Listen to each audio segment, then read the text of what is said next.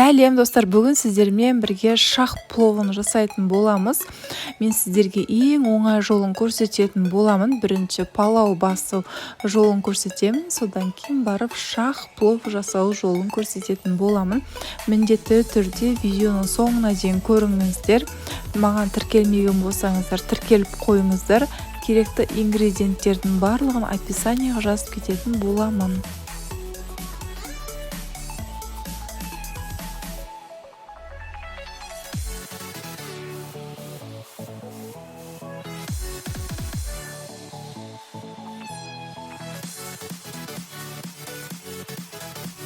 Керекті заттар: лаваш, сәбіз, пияз, ет и күріш. Қаншалықты күріш басасыздар, соған қарай сәбіздеріңізді, еттеріңізді, пияздарыңызды саласыздар. Мен 2 кесе күріш басып жатырмын.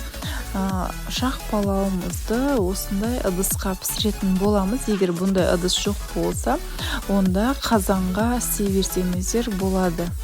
Кішірек қазан болу керек.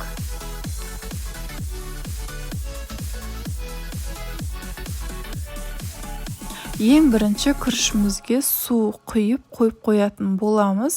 Күрішіміз суда бір 15 минут тұру керек. Сол кезде біздің күрішіміз жұмсаратын болады.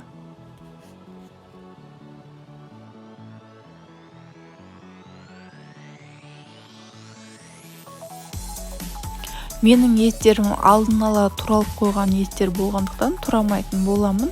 Қазір пиязымызды, сәбізімізді турап алатын боламыз.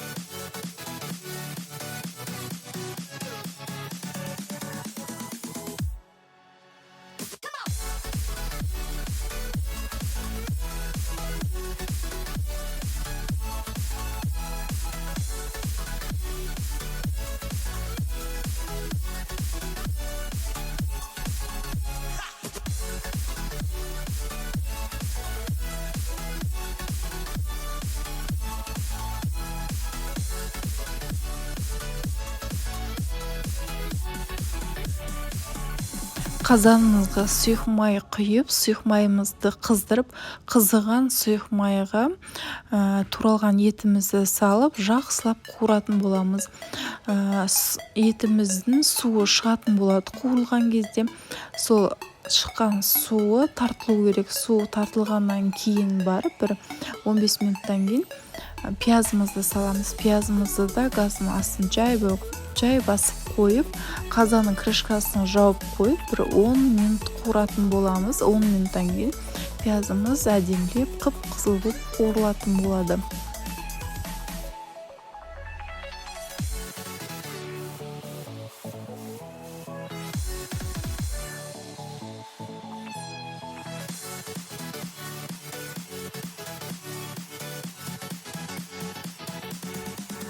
Қуырылып жатқан етіміз бен пиязымыздың үстіне туралған сәбізімізді салып, оның үстіне тұзымызды салып, жақсылап араластырамыз. Сәбіз қатты кезінде жақсылап араластырып алу керек.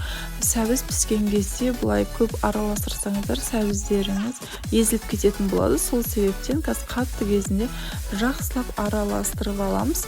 Араластырып, қазанның крышкасын жауып, бір 10-15 минут сәбізімізді қуыратын боламыз.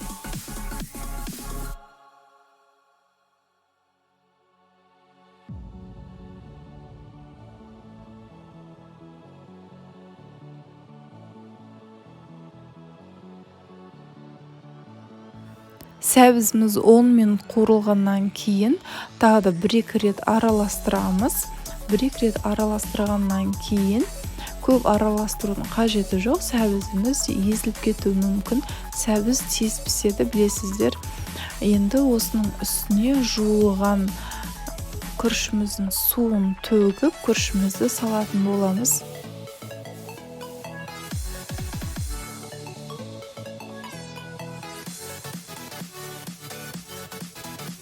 Күрішімізді салғаннан кейін барып үстіне су құямыз. суды көп құюдың қажеті жоқ. Көп құйсаңыздар күріштеріңіз езіліп кетуі мүмкін. Міне осындай қылып құйсаңыздар жетеді. Күрішке бетпе-бет қылып су құйсаңыздар сол да жетеді. Күрішіміздің үстіне кішкене тұз саламыз. Тұз салғаннан кейін газымыздың астын кішкене көтеріңкіреп суымызды қайнататын боламыз. Суымыз қайнап тартылу керек. Қасықтың көмегімен күрішті ортасына жинаймыз. Сол кезде біз шетінде су тартылмады ма көріп отыратын боламыз. Су мүлдем қалмау керек. Күріштің суының бәрі тартылып кету керек. Тартылғанша бұрқыратып қайнатып отырамыз. Суымызды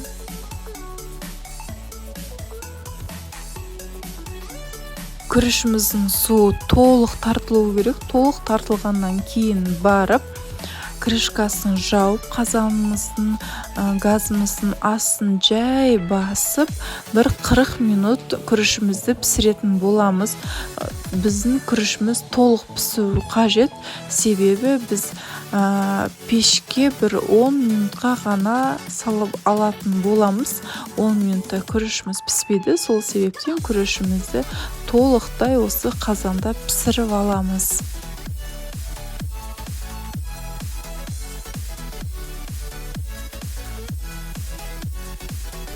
40 минут өтті. 40 минуттан кейін барып араластыруға болады.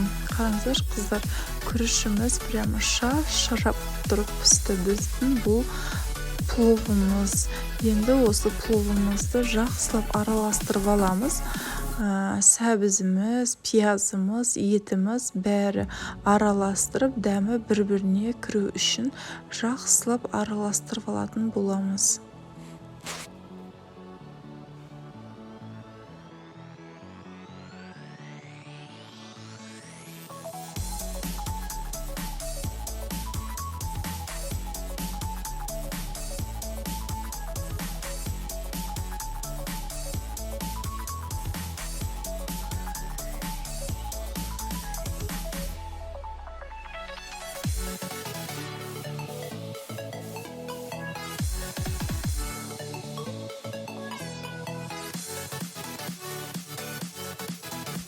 Енді шақ пловымызды жинайтын уақыт келді.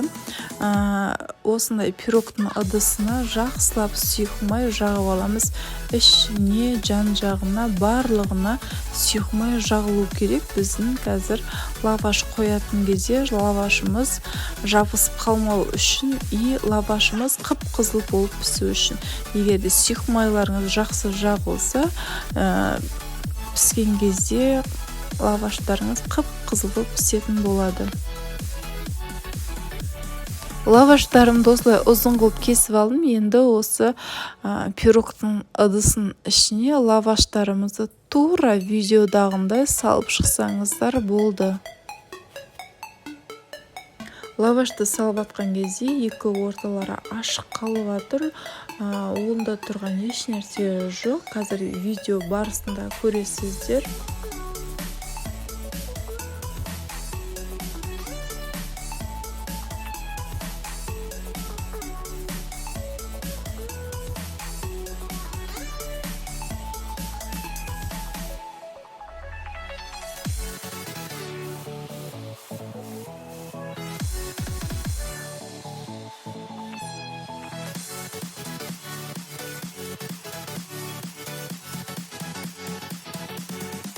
Лавашымызды жинап алдық. Енді осы лавашымыздың ішіне сұйық май түгел жағып шығамыз.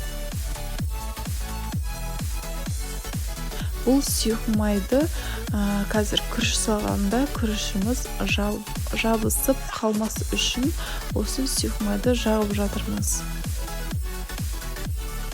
Енді сұйық май жағылған лавашымыздың үстіне басылған пловымызды саламыз. Негізінде ең астыңғы жағына еттерді барлығын астыңғы жағына салсаңыздар, төкірген кезде жаңа кесіп шақ пловты ашқан кезде бірінші боп еттері көрініп, әдемі боп көрінетін болады.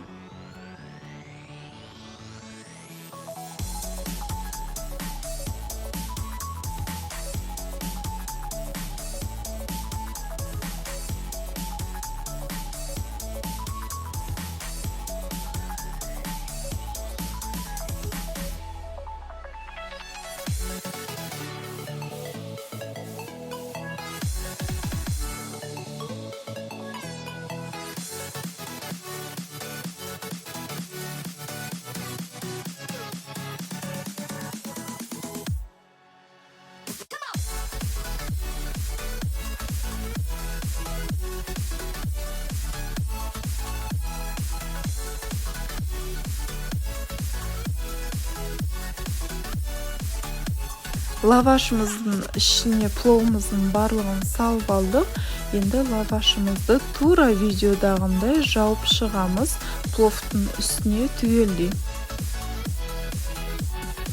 Лавашымызды жауып болғаннан кейін міндетті түрде пешіміз қызып тұру керек. Қызып тұрған пешке 10-15 минутқа салып аламыз. Осы шақ пловымызды лавашымыз қып-қызыл болып қызару керек. Қып-қызыл болып қызарғаннан кейін барып пештен алатын боламыз. 10-15 минуттың ішінде біздің лавашымыз міндетті түрде қызару керек, себебі біздің лавашымыздың жан-жағына сұйық жағылған, өздеріңіз білесіздер, сұйық жағылған кезде тез қызарып пісіртетін болады лавашымызды. Лаваштың бетіне кішкене сұйық жақ қойсаңыздар болады. Бұл міндетті емес. Мен просто лавашым қызарған, қызармаған біліп тұру үшін бетіне кішкене сұйық жақ қойдым. Міне қыздар, 15 минуттың ішінде лавашымыз қып-қызыл болып пісті. Енді ыдысымызды үстіп босатып ашып, үстіне тарелкамызды қойып, пловымызды аударатын боламыз.